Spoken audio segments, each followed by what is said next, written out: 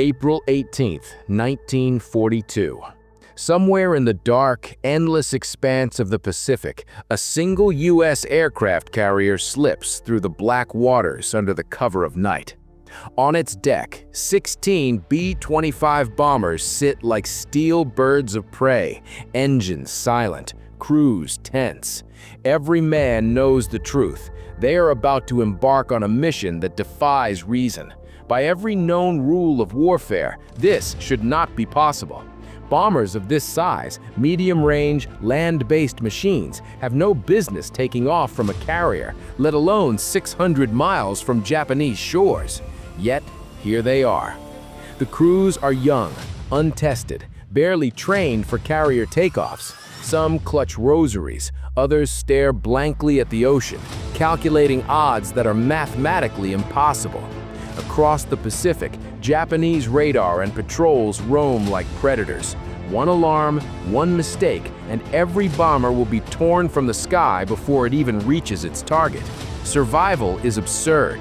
Death is inevitable.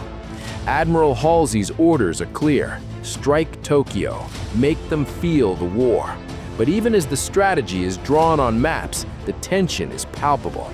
Intelligence reports confirm what every officer fears. The Japanese are confident, overextended, and almost untouchable.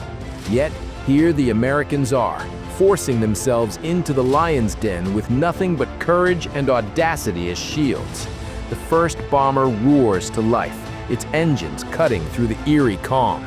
The deck shakes, the wind slaps against taut flight suits. Inside the cockpit, Lieutenant Colonel James Doolittle's hands are steady, his mind racing. Every knot of tension on this deck is mirrored in the faces of 16 crews.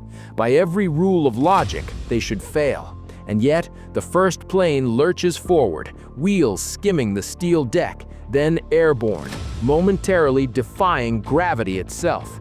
Below, the carrier crew holds its breath. One by one, the bombers lift off, each moment a gamble with fate. Somewhere in Tokyo, unaware of the impending nightmare, citizens sleep. Japanese officers plan their next conquest, convinced that no threat looms so far from their homeland. They are wrong. History insists this should have ended here, in disaster, but the impossible is already underway, and there is no turning back. And then, the unthinkable. One plane struggles to gain altitude, skimming perilously close to the ocean. Engines howl, metal groans, and hearts stop. Will it climb or crash? A single misstep here will doom the entire mission, revealing the Americans' audacity as fatal folly. The Pacific night swallows the planes, leaving only shadows and the distant, unbroken horizon. For the crews, the war has just become terrifyingly real.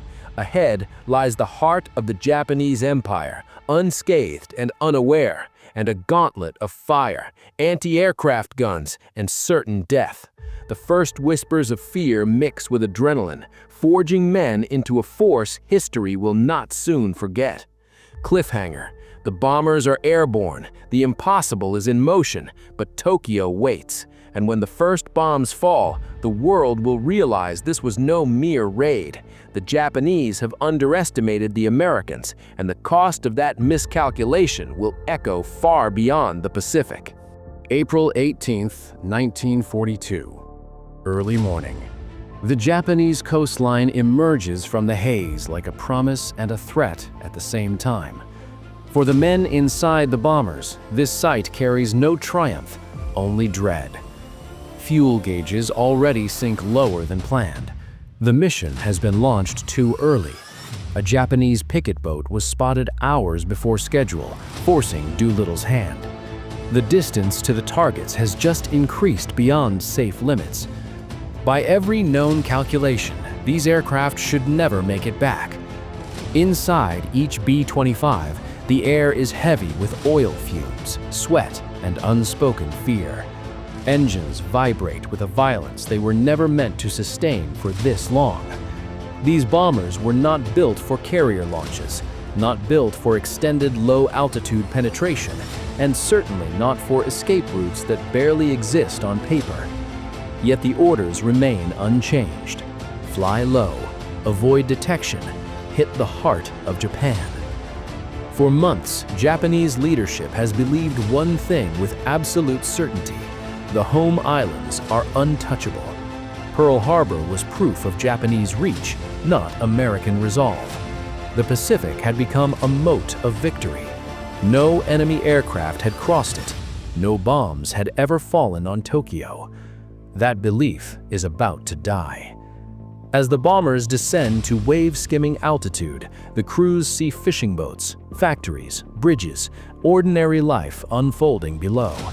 There is no alarm, no blackout, no flak rising to greet them. Japanese defenses are facing outward, guarding distant frontiers, not inward toward their own sky. This is not bravery, it is overconfidence. Doolittle's aircraft rises first. Tokyo spreads beneath him, dense, sprawling, vulnerable.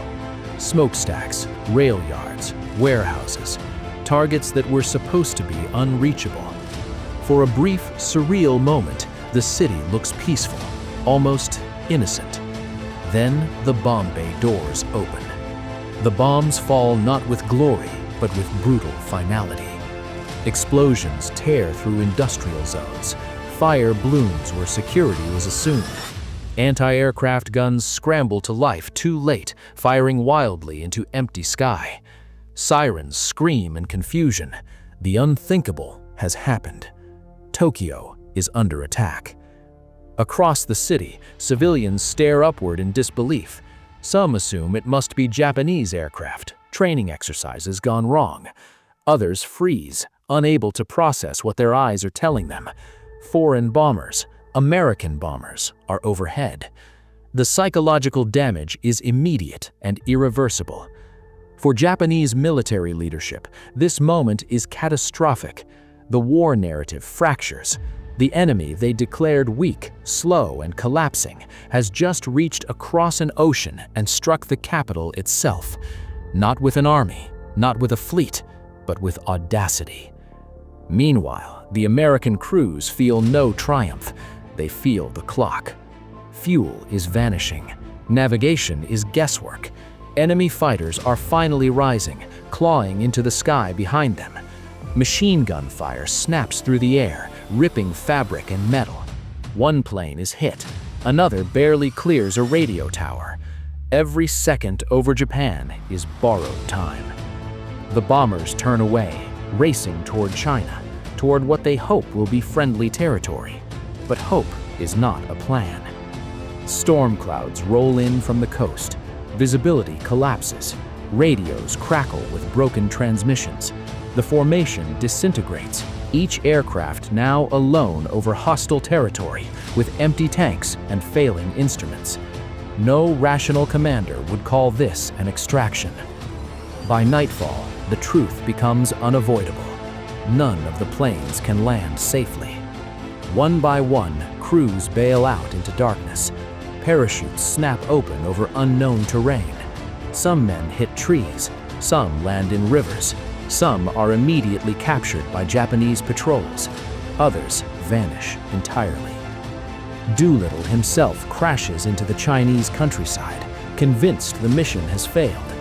He believes the losses are too great, that the raid was a symbolic gesture paid for in blood. What he does not yet understand is that the real impact of this mission has not even begun. Because back in Tokyo, panic is spreading upward through the chain of command. The question echoing through the Imperial Navy is no longer if the Americans can strike again, but where. And in the mind of one man, Admiral Isoroku Yamamoto, this raid has just rewritten the war.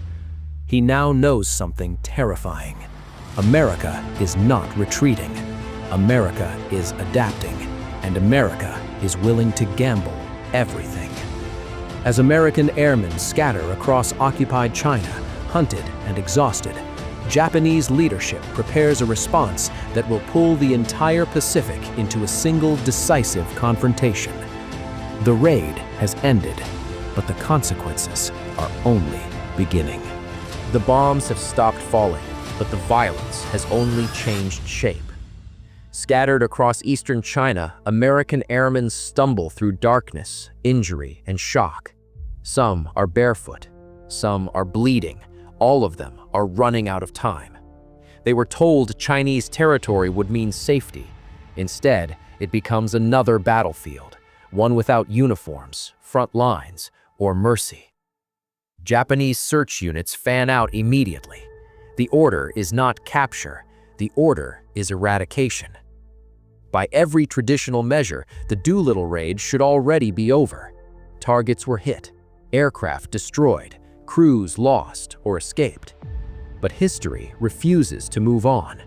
Instead, it slows down and watches what happens next, when empires are humiliated. Japanese commanders understand the danger of this moment. The raid itself caused limited physical damage.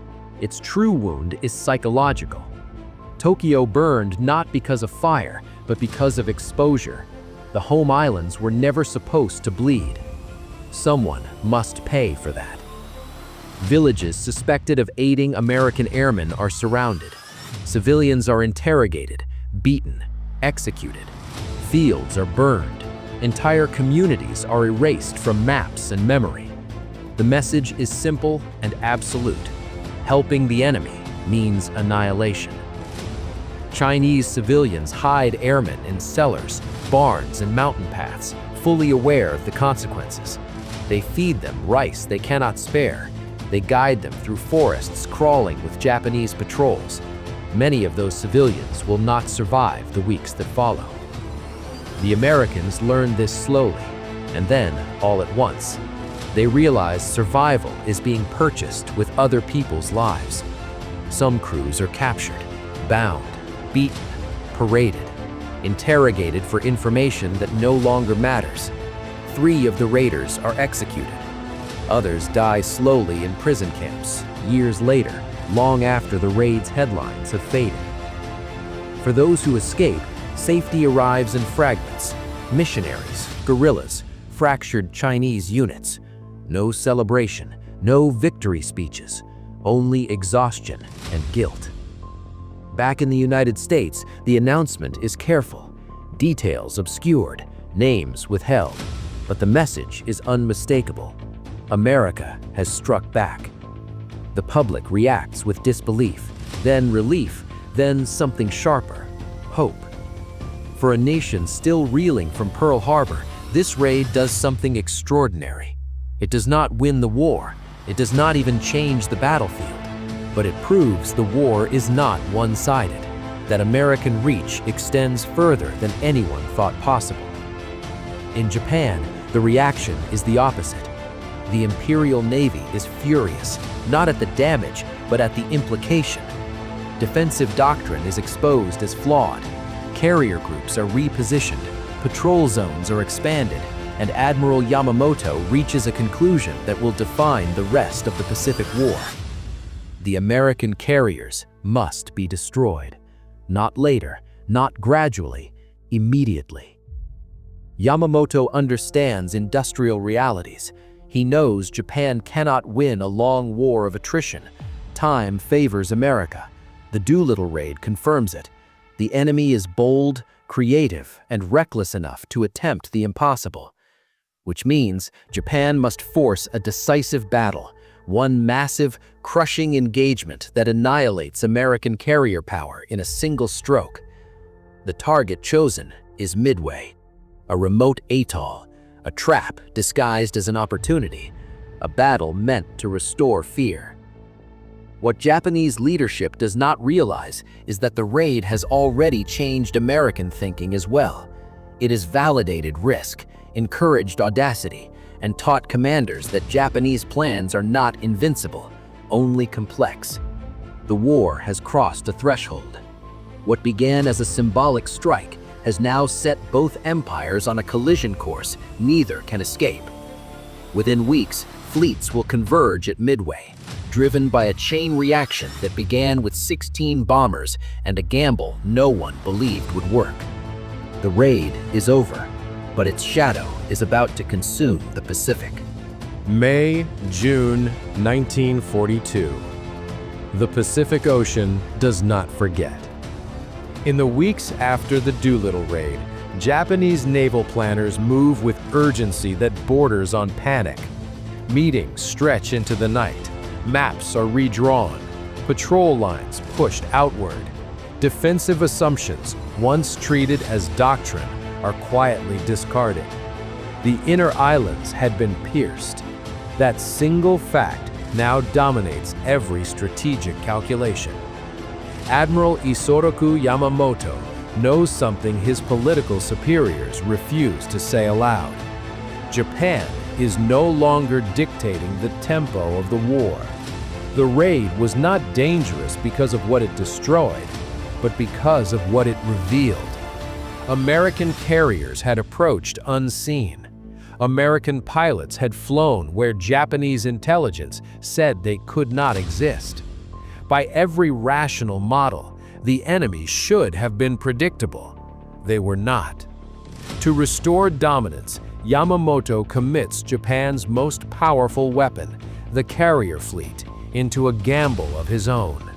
Midway Atoll becomes the chosen battlefield, a place so remote it seems insignificant. That insignificance is the bait. The Americans, he believes, will rush to defend it. When they do, Japanese carriers will annihilate them. It is the same logic that powered Pearl Harbor. But now, the Americans are listening. Codebreakers in Hawaii piece together fragments of Japanese communications. The puzzle is incomplete, but the shape is unmistakable. An ambush is coming. The target is Midway, and unlike Tokyo, this time the Americans will be waiting. The legacy of the Doolittle Raid is everywhere in American command rooms. Skepticism toward rigid doctrine, willingness to accept risk, faith that the enemy can be deceived and outmaneuvered. When the battle begins in early June, the sky fills with aircraft in numbers never before seen. Torpedo planes fly straight into curtains of anti-aircraft fire. Crews die without landing a single hit. Entire squadrons vanish. By every known rule of warfare, this should have been the end. American pilots are shot down faster than they can be replaced. Japanese decks are crowded with fueled and armed aircraft, ready to strike. Victory is seconds away. Then, history fractures. A handful of American dive bombers arrive over the Japanese fleet at the precise moment decks are exposed. Bombs fall. Carriers erupt in fire. Command and control collapses. The most powerful naval force Japan has ever assembled is crippled in minutes. Midway becomes the turning point of the Pacific War, and it exists because Tokyo was bombed. Not directly, not mechanically, but psychologically. The Doolittle Raid forced decisions that compressed timelines, magnified risk, and pushed Japan into a battle it could not afford to lose.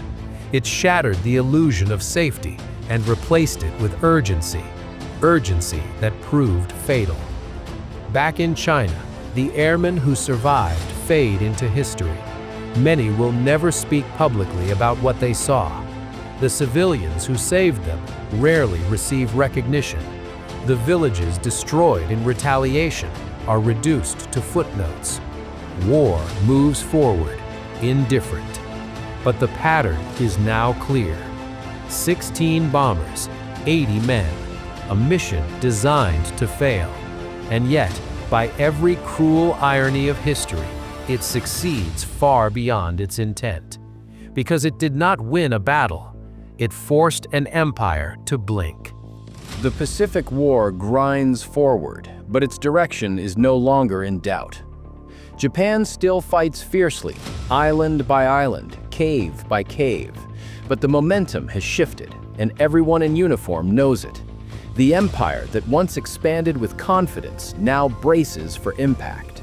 Defensive perimeters shrink, resources thin, pilots grow younger, training grows shorter.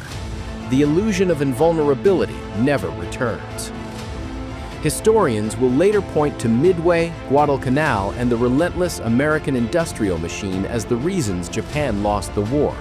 All of that is true. But beneath those explanations lies something less tangible and more decisive: belief. Before April 1942, Japan believed the Americans lacked the will to strike back quickly, that their society was too divided, too slow, too cautious. The Doolittle Raid destroyed that belief in a single morning.